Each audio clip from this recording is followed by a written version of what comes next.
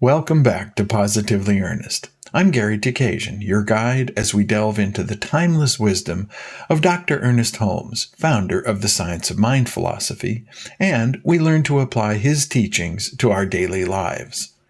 In this episode, we look at the concept of freedom from a Science of Mind perspective, a freedom that extends far beyond the physical realm. As Dr. Holmes writes, freedom means to eliminate from consciousness all those things which bind and limit the free flow of the divine spirit through us, and at the same time to exercise the faculty of personal choice. This quote is a powerful call to action. It reminds us that true freedom isn't about external circumstances. It's about the liberation of our minds. We can be held captive by limiting beliefs, outdated attitudes, and burdens of the past. These act like mental chains that restrict the flow of our divine potential. Liberating ourselves from these old ways of thinking free us to explore our true creative nature. The title for this episode comes from one of my favorite sci-fi films, The Matrix. Neo, the protagonist, carries a nagging sense that something is amiss in his world. He can't quite put his finger on it, but there is a disconnect between what he senses and the reality that he perceives. When the opportunity to discover the truth is presented, Neo is thrust into this strange new reality that he must deal with. It is his teacher Morpheus who encourages him to embrace this new reality and to let go of the past by saying to him, "Free your mind." Within this challenge lies an opportunity. He is called to shed his old understanding of the world that he left behind and embrace this new reality. His journey is to free his mind from the limitations of the Matrix and gain access to his true creative potential. This is really a metaphor for the challenges many of us face as we learn new ways of thinking and how to embrace our own creative power. Some of us will have those nagging feelings lingering in the back of our minds that sense that something isn't quite right. Maybe it's a career path that no longer excites, or a relationship that feels stagnant. Perhaps it's a persistent feeling of unease, a whisper that life could be more fulfilling. It all starts with the choices we make. Dr. Holmes reminds us that we have the power to choose. He wrote, "The Creator of all things has poured forth a supreme gift, the ability to choose for ourselves what we will think, and thus create for ourselves the life filled with all the good that we can envision." Now, on one hand, we can choose to ignore those nagging feelings and stay chained to the familiar, even if it's unfulfilling.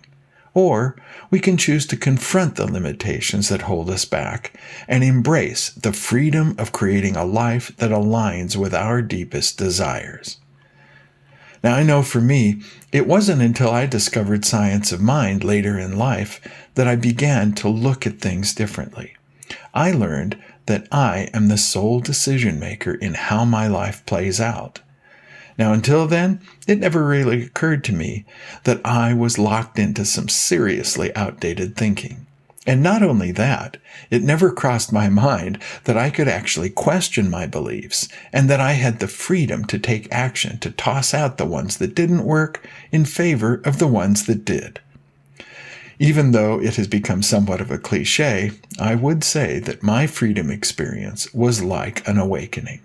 Dr. Holmes said, "As we realize our oneness with creative mind, we are released from the bondage of false thinking." That's exactly what it felt like for me. So I'd like to know what you think. Are there areas in your life where you wonder, is this it? Do you have nagging feelings that something needs to change, but you don't know what? Learning what Science of Mind has to offer may provide some real food for thought. And as always, please share your thoughts with us below. Your sharing could inspire others on their path to spiritual discovery.